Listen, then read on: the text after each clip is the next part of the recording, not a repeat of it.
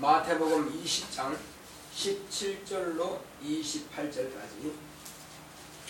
예수께서 예루살렘으로 올라가려 하실 때에 12제자를 따로 데리시고 길에서 이르시되, 보라, 우리가 예루살렘으로 올라가노니 인자가 대제사장들과 서기관들에게 넘기움에 저희가 죽이기로 결단하고 이방인들에게 넘겨주어 그를 능욕하며 채찍질하며 십자가에 못 박게 하리니 제3일에 살아나리라. 그때 세베대 아들의 어미가 그 아들들을 데리고 예수께 와서 절하며 무엇을 구하니 예수께서 가라사대, 무엇을 원하느냐? 가로되, 이 나의 두 아들을 주의 나라에서 하나는 주의 우편에 하나는 주의 좌편에 앉게 명하소서. 예수께서 대답하여 가라사대, 너희 구하는 것을 너희가 알지 못하는도다. 나의 마시라는 잔을 너희가 마실 수 있느냐? 저희가 말하되 할 수 있나이다. 가라사대, 너희가 과연 내 잔을 마시려니와 내 좌우편에 앉는 것은 나의 줄 것이 아니라 내 아버지께서 누구를 위하여 예비하셨든지 그들이 얻을 것이니라.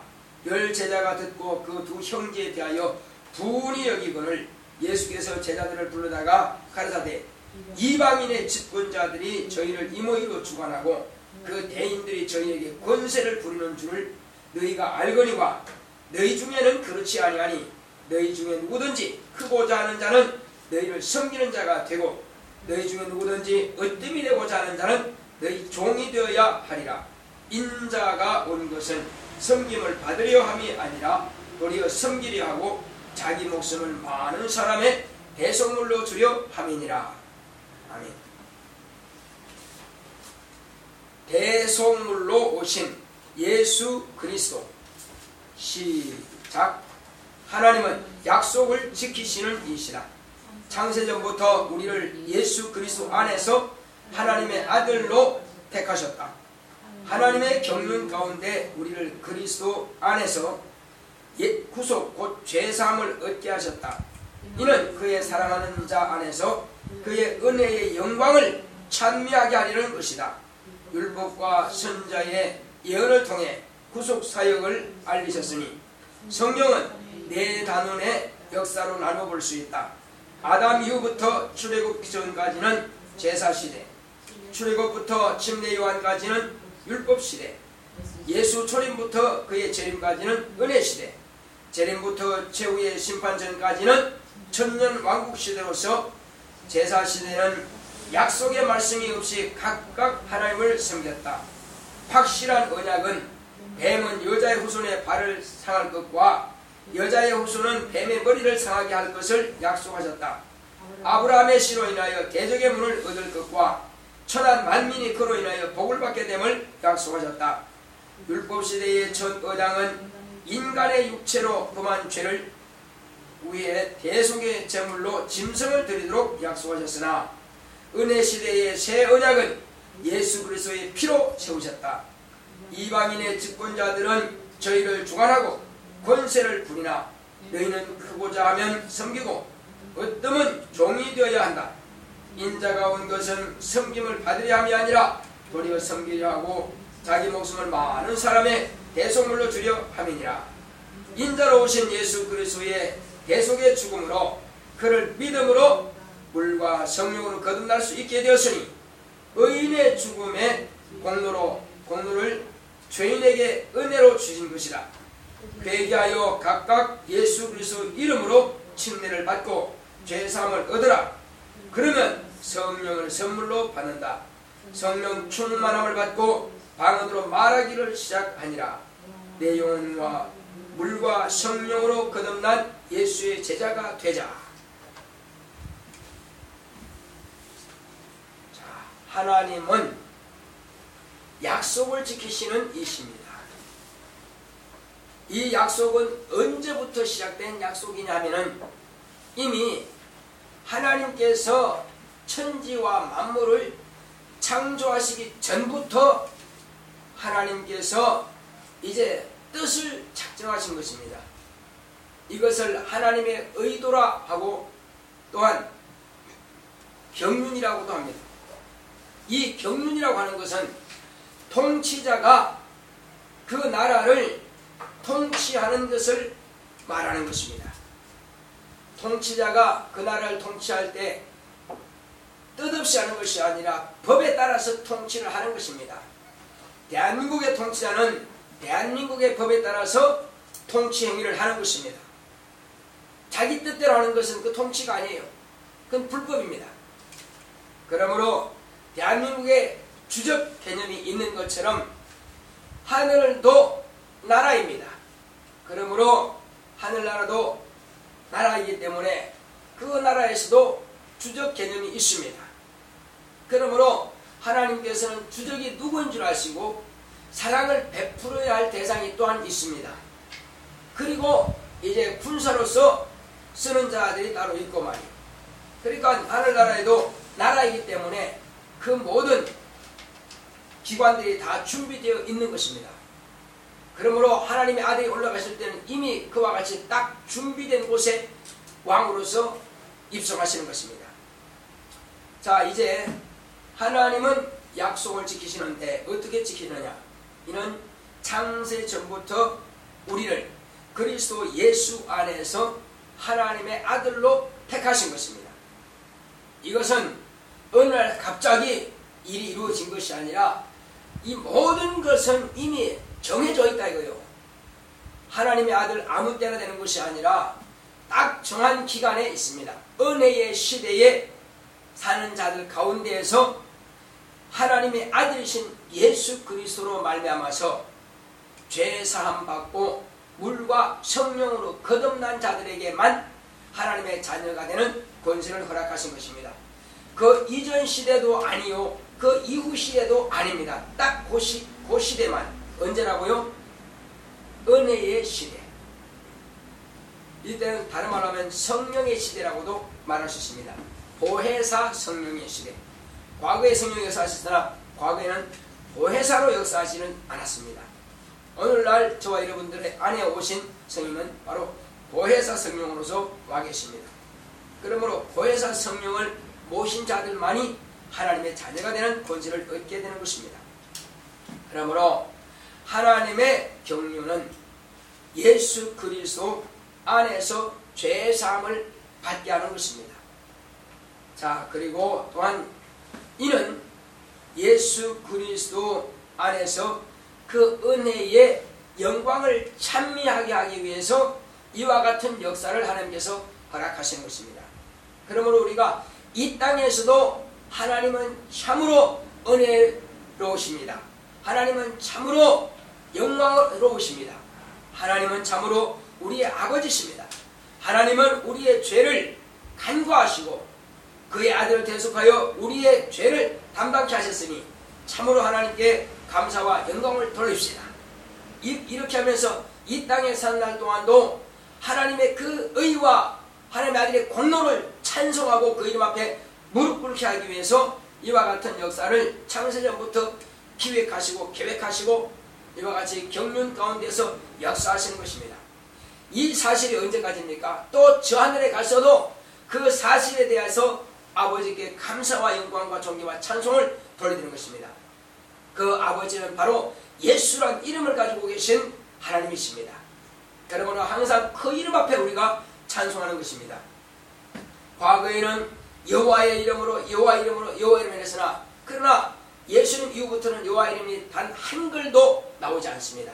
왜 그렇습니까? 이는 새로운 이름, 더 큰 이름, 더 아름다운 이름으로 기업으로 얻으신 하나님의 아들이 오셨기 때문에 그런 것입니다.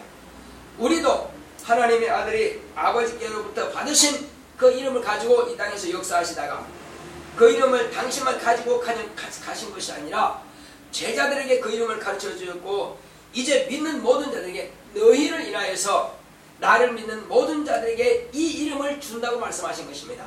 그러므로 내 이름으로 하신 것은 너희가 내 이름으로 귀신을 쫓아내라, 너희가 내 이름으로 병든 자를 고쳐라, 너희가 내 이름으로 무엇이든지 아버지께 보면 내가 다 시행하리라, 너희가 내 이름으로 모든 족속으로 제자로 삼아서 아버지와 아들과 성령의 이름으로 칭례를 주고 내가 너희에게 분부한 모든 것을 가르쳐 지키게 하라. 이것은 마태복음 28장에 기록되어 있지만 이것은 아버지와 아들과 성령의 이름, 곧 뒤에는 이제 사도행전부터 보게 되면은 다 제자들이 예수의 이름으로 침례를 주었다라고 말씀하고 있습니다. 그러므로 사도 베드로가 자리에서 일어나서 사람들이 박이게 웅성대입니다. 어째서 이게 무슨 소리냐? 이상한 소리를 들린다. 새 방언을 하죠. 그러니까 너희가 요엘이 말한 것을 듣지 못했느냐, 보지 못했느냐? 이 말씀의 내용을 모든 자들에게 물붓듯이, 남종과 영들에게 물붓듯이 부어주려 하지 않았느냐? 그 약속이 오늘날 너희 귀에 이와 같이 들렸다. 그러므로 이제 이 약속된 그 말씀이 이루어진 사실에 대해서 베드로가 이렇게 말하니까 그때 많은 사람들이, 어떤 사람들은 미쳤다 하기도 하고 어떤 사람들은 쇠스로 취하기도 하고, 그런데 우리는 우리의 난곳 방으로 들은 이 일이 어찌 일인가 이렇게 말하는데, 그때 경건한 사람들이 유대인들이 뭐랍니까? 형제들아, 우리가 어찌할꼬, 우리가 어찌하면 우리도 너희들처럼 그렇게 성령을 받을 수 있고 우리가 구원받을 수 있고 우리가 은혜 받을 수 있을꼬 했을 때 베드로가 하는 말이 있습니다. 회개하라. 뭐하라고요? 회개하라. 회개하고 각각 예수 그리스도 이름으로 침례를 받으라. 그리하면 죄사함을 받을 것이다. 죄사함을 받은 자에게 비로소 성령을 선물로 부어줄 것이다. 이렇게 말한 것입니다. 그렇게 성령을 선물로 부어주면은 우리가 지금 너희들 앞에서 이와 같이 새 방언을 말하는 것처럼 이와 같이 참말로 초대교회 120명이지만은 성령 충만함으로 새 방언을 말하기를 시작하니라 했습니다. 뭐 하기 시작했다고요? 성령 충만하면 새 방언을 말하기 시작하는 것입니다. 왜 그럴까요? 처음에 남비에다가 물을 얹어놓고 불을 뗍니다. 처음부터 발발 끓어요? 안 그렇죠? 100도가 돼야 비로소 물이 발발 끓습니다. 이것처럼 성령도 그냥 받은지 안 받은지 몰라. 그 방언을 못합니다. 그러나 성령이 충만하면 비로소 방언을 말하기를 시작하게 되는 것입니다. 나 성령 받았어요. 어떻게 받았습니까? 그냥 뭐 내가 예수 믿으니까 받은 거죠. 뭐. 그렇게 해가지고 받았다고 말할 수 없죠. 그러면 받은 증거가 있느냐? 받았다면 성령 충만해야 된다 이거요. 성령 충만하면 새 방언을 말하게 되어 있다 이거요. 물을 끓이는데 암만 눌러도 바글바글 소리가 나게 되어 있어요. 암만 눌러도 뚜껑을 터치고 올라옵니다. 그 눌러도 되는 거 아니에요. 막 김이 새나와요. 그걸 막을 길이 없습니다. 성령 충만하면 이 방언을 막을 길이 없다 이겁니다. 성령 충만하면 전도하는 이 마음의 감동을 막을 길이 없다 이거요. 죽인다 해도 나가서 복음을 전한다 이겁니다. 죽인다 해도. 왜? 성령 충만한데 어찌 복음을 전하지 않을 수가 있느냐 이겁니다. 견딜 수가 없어요. 에레미야 선자가요. 하나님께서 그 마음을 뜨겁게 감동하시니까 나는 다시는 이 말을 전하지 말아야지. 왜? 하나님의 말씀을 전하면 구덩이에 던지기도 하고 죽인다고 하고 돌로 패기도 하고 아주 사람들이 그냥 왕으로부터 모든 신하 방백들까지 다 싫어하고 제사장도 싫어하고 다른 선지자도 다 싫어하는데 왜 이스라엘을 쳐서 예언하느냐 이거요. 이 나라가 망할 것이다. 바벨론으로 사로잡힐 갈 것이다. 왕 당신도 다 갈 것이다. 그 말 못하게끔 자꾸 감옥에 가두고 묶어놓고 이렇게 하지만 내가 이제 이 말 다시는 안 해야지 하는데도 막 감동하시니까는 입을 안 열 수가 없어요. 또 이렇게 그 예언을 하게 되는 것입니다. 마찬가지입니다. 오늘날 저와 여러분들의 영혼 가운데 성령이 충만하시면 복음을 전하지 않고는 견딜 수가 없는 것입니다. 마음이 뜨거워져 가지고요. 내가 해가 온다 할지라도 내가 맞아 죽는다 할지라도 복음을 안 전할 수가 없다 이거요.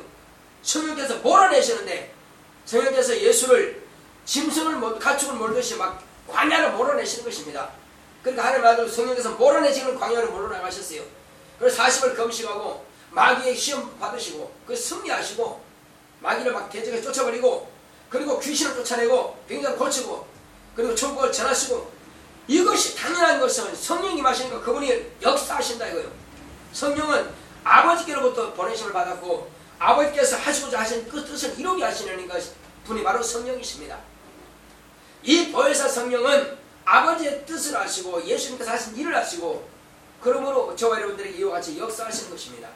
이제 이와 같이 성령은 이 땅에 저와 여러분들에게서 예수의 이름을 찬미하게 하고 아버지의 이름에 영광 돌리게 하기 위해서 우리에게 임하신 것입니다.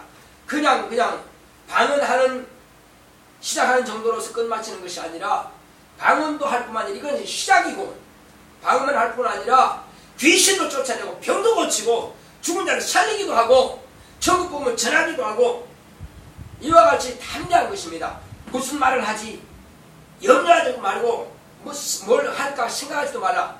그때에 너희에게 주시는 이는 바로 너희 아버지의 성령이시니라.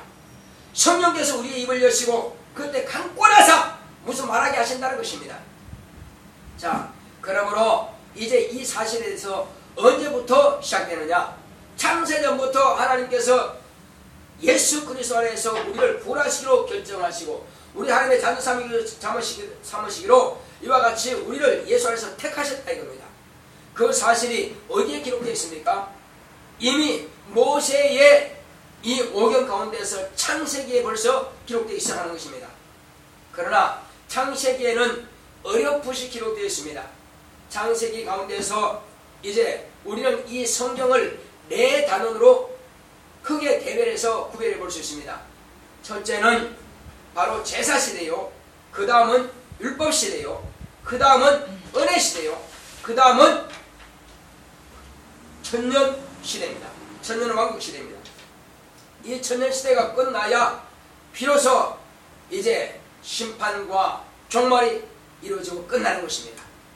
자, 그렇다면은 이 제사시대에 하나님께서 약속하신 약속을 어렴풋이라고 말씀하시는데 그 가운데서 특히 이제 이 아담과 하와에게 하신 말씀은 아담과 하와가 이미 범죄한 이후의 약속인 것입니다. 이는 이제 뱀은 여자의 후손의 발꿈치를 상하게 할 것이고 또 여자의 후손은 뱀의 머리를 상하게 할 것이다. 이렇게 약속을 하신 것입니다. 그러므로 뱀은 뱀에게 사주한 자가 바로 사단인 것입니다. 이와 같이 사단은 하나님의 아들의 발꿈치를 상하게 한다고 하는 것은 손과 발에 못을 박는 것이고 머리에 과시멜을 씌는 것이고 또 옆구리에 창으로 찔러서 죽이는 것입니다. 그냥 못 박는 정도가 아니라 죽이는 것입니다. 그래서 죽일지라도 그는 하나님께서 다시 살리실 것을 말한 것입니다. 영원하신 분이 영원전부터 영원히 사시는 그분이 3일간의 죽음이라고 하는 것은 이 발에 못 박히는 정도밖에는 안 된다는 것입니다. 자, 그리고 이제 바로 여자의 후손으로 오시는 인자로 오신 예수 그리스도는 이 사단을 당신의 발에 못 박는 이를 머리를 상하게 한다. 사람이 머리 상하면 내사가 죽은 것입니다. 심장이 멎었다고 죽는 게 아니라 심장이 멎어도 이렇게 뭘 한다고 그러죠. 이게 인공호흡이라든지 이렇게 해서 심장박동을 눌러서 다시 심장이 돌아가면 사는 것입니다. 자, 그러나 내가 죽으면 죽은 거예요. 그래서 사단도 그 머리를 상하게 한다요.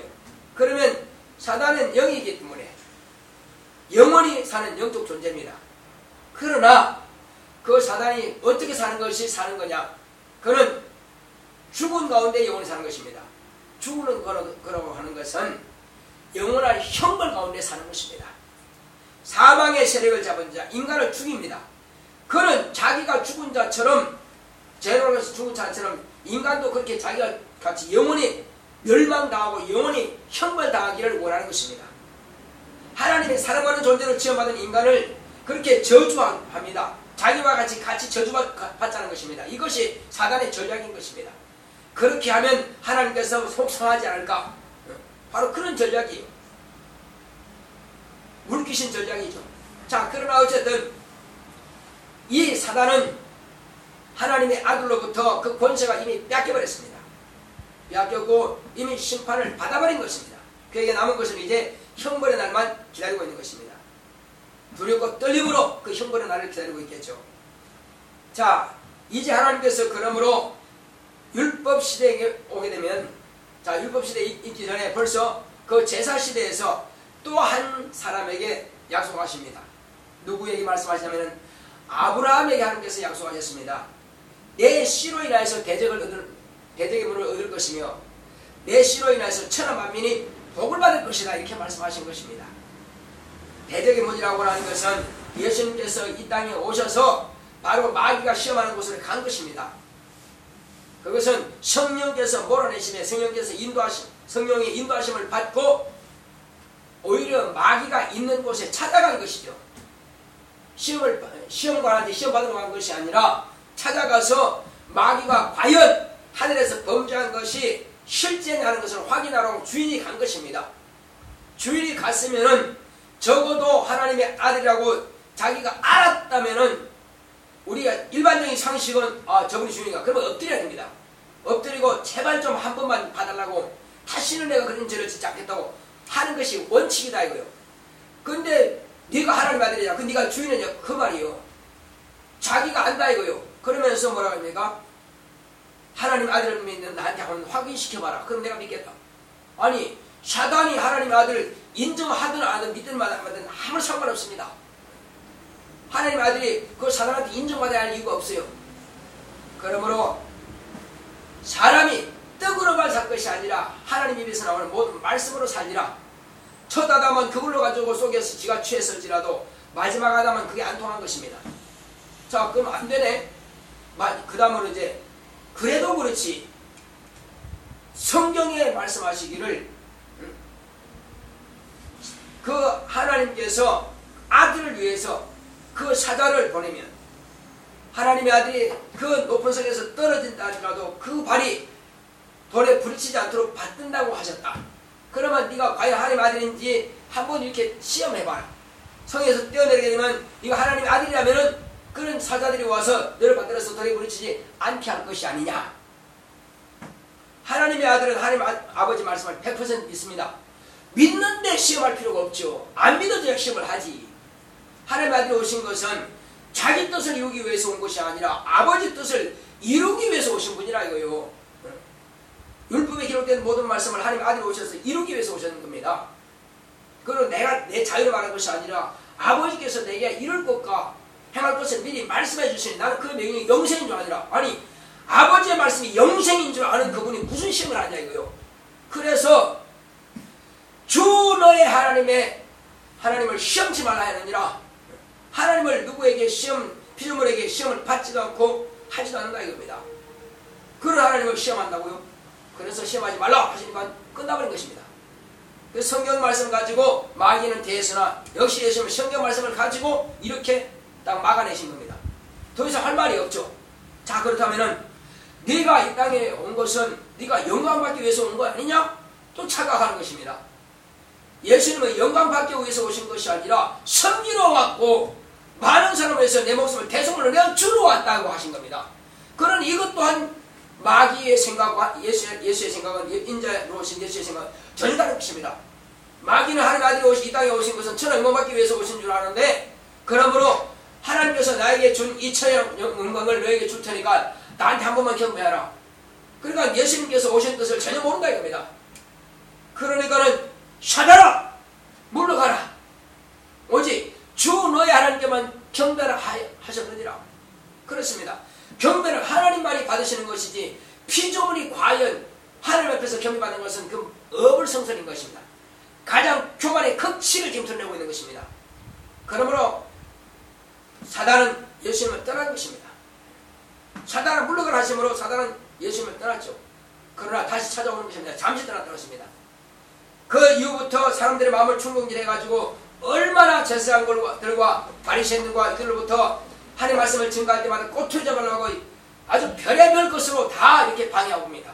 마지막에는 가장 가까이 있는 제자 가룟유다를 들어서 예수님을 팔게 하죠. 입맞춤으로 인자를 파느냐 이렇게 말씀하죠. 입맞춰가지고 예수님을 파는 것입니다. 입맞춤이라는 것은 가장 사랑하는 지극한 사랑의 표현인 것입니다. 지극한 사랑의 표현이 가장 저주받은 길로 가게 되는 길을 택하는 것입니다. 다 자기 선생을 팔고 자기는 자살하는 길로 가는 것이죠. 이것이 사단의 아주 달콤한 유혹입니다. 우리 인생들도 이와 같이 지금 사단은 우리를 방해하죠. 자, 이와 같이 율법을 통해서는 이제 하나님의 아들이 어떻게 하는 것입니까? 하나님의 아들이 오셔서 율법을 통해서 다 이루실 것을 율법과 선지자의 연설을 통해서 말씀하고 있습니다. 그러나 그것 또한 모세가 이스라엘 백성들에게 자기 얼굴에 광채나는 것을 가리기 위해서 수건을 쓴 것처럼 그것도 희미하게 보이는 것입니다. 왜? 아직 인자 오신 하나님의 아들이 나타나기 전이기 때문에, 피를 자극했기 때문에 짐승의 피를 대신하는 것입니다. 송아지와 양과 염소와 저 비둘기를 죽여서 피를 흘려서 이스라엘 백성들의 죄를 대속의 제물로 내놓은 것입니다. 그래 짐승의 피를 통해서 이스라엘 백성들의 육체를 범한 죄에 대해서 사함을 받게 하는 것이죠. 그들은 1년 1차씩 대속죄일에 이와 같이 항상 피를 흘리는 것입니다. 자, 그리고 이제 6월절 양 잡는 날에 예수님은 잡히는 것이죠.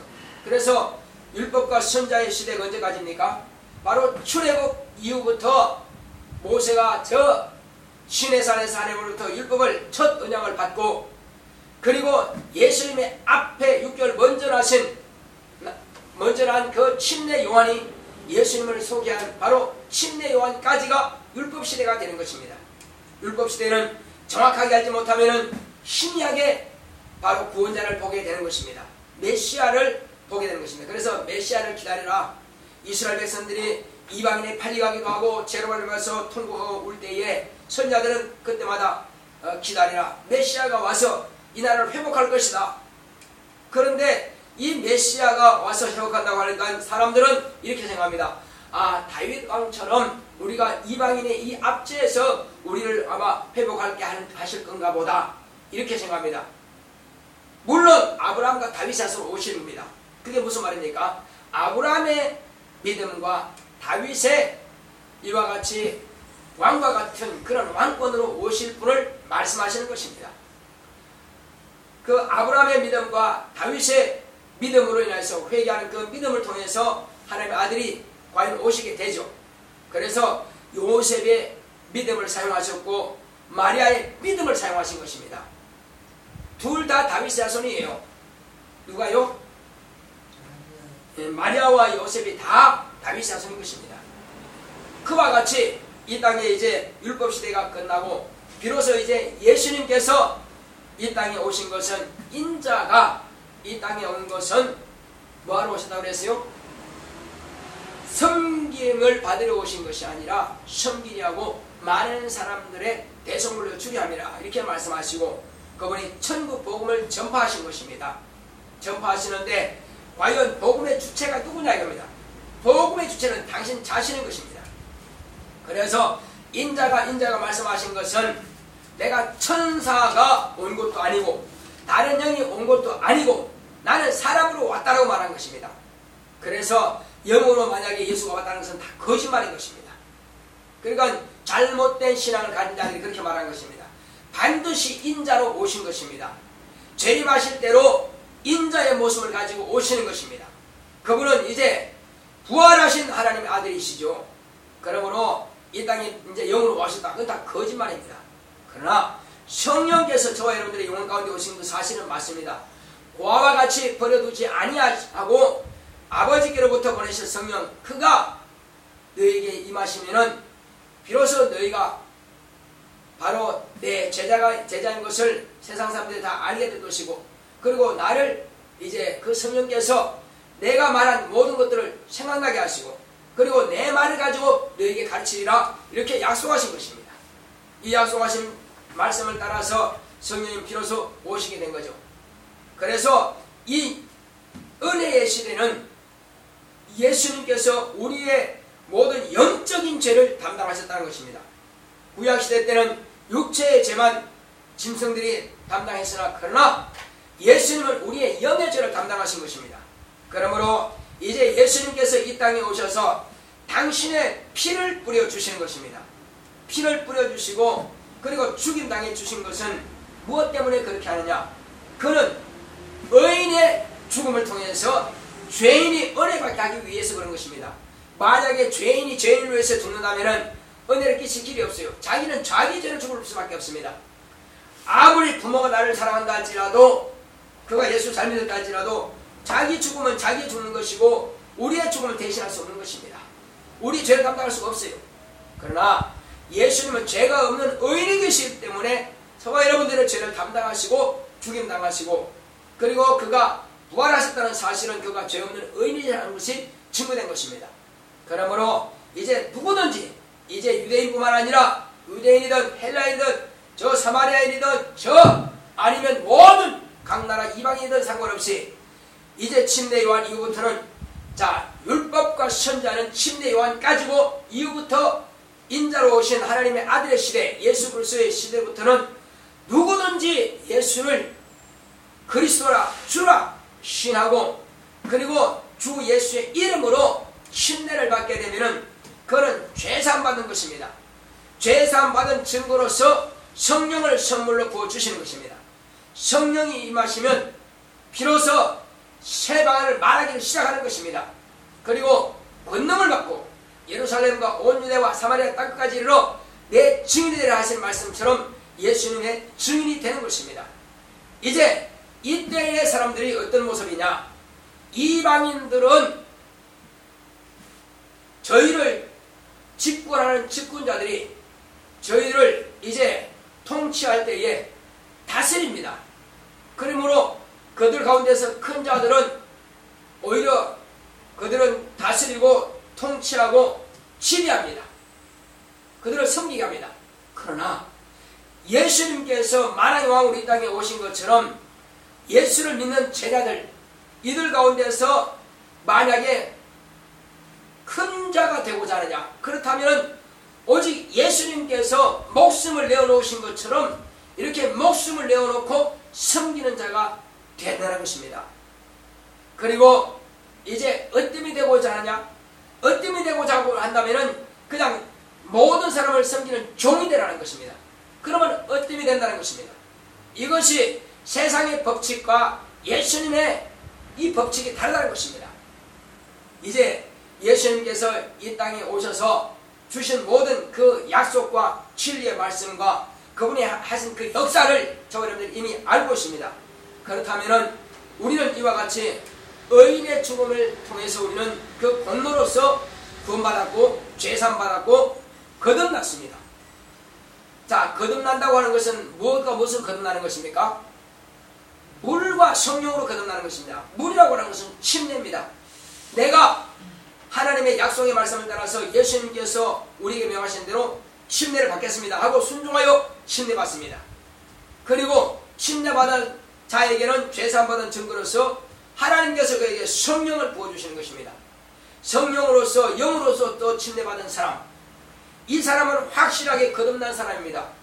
거듭난 사람 자기만이 이와 같이 알게 된 것입니다. 바람이 임을 불면 어디서 와서 어디 가는지 모른다. 그러나 저와 여러분들은 이제 침례를 받았고 성령을 선물로 받았기 때문에 새 방언도 할 뿐만 아니라 권세가 있는 줄 여러분들이 알고 있습니다. 하나님의 자녀인 줄 우리가 알고 있습니다. 그러므로 우리는 이 땅에 사는 날 동안에 이와 같이 날마다 깨어서 기도하고 말씀에 순종하여 성령 충만함으로 하나님의 일을 하는 도구가 되어서 참말로 많은 사람들을 섬기는 저와 여러분들의 예수 이름으로 축원합니다. 오직 우리는 섬겨야 될 것입니다. 자, 나 영혼아 섬기는 자가 되자. 세 번 합시다. 시작. 나 영혼아 섬기는 자가 되자. 나 영혼아 섬기는 자가 되자. 나 영혼아 섬기는 자가 되자. 그렇습니다. 우리는 섬기는 자가 될 때에 비로소 하나님의 의를 나타내고 하나님의 영광을 나타내게 될 것입니다. 이것은 우리가 눈에 보이지 않는 자에게 뭘 어떻게 섬기겠습니까? 교회에서 봉사하는 것과 그리고 전도하는 것과 믿지 않는 자들에게 과연 예수님을 소개하는 것이 이것이 바로 섬기는 자의 역할인 것입니다. 우리 다 같이 기도합시다. 기도하실 때에 주여 나로 하여금 일평생 섬기는 자의 사명을 감당할 수 있도록 다 같이 하겠습니다. 고맙고 감사하신 아버지 감사합니다. 하나님께서 함께하시고 나의 의심으로 우리는 이 땅에 산다 동안에 평생 섬기는 자의 직분을 감당할 수 있도록 역사하여 주시옵소서. 하나님 아버지 우리가 이 땅에서 많은 사람을 섬길 때에 저 하늘에서는 가장 아버지 큰 자가 될 것이며 또한 아버지 주시어 이 땅에서 종이 될 때에 저 하늘에서 아버지 주시어 많은 아버지 백성을 우리가 받을 수 있을 것입니다. 그러므로 주여 우리가 종이 되고 섬기는 자가 될 수 있도록 역사하여 주시고 예수님은 하나님의 아들이실지라도 그런 땅에 오셔서 섬기러 오셨고 그리고 많은 사람을 위해서 대속물로 당신의 목숨을 내어 주러 오셨사오니 하나님 아버지 우리는 이와 같이 주님의 길을 가는 자이면 참으로 이 좁은 길로 갈 수 있도록 역사하여 주시옵시고 섬기는 종이 될 수 있도록 우리 모두를 사용하시고 역사하시고 함께하여 주시옵소서. 오직 주의 뜻대로 순복하여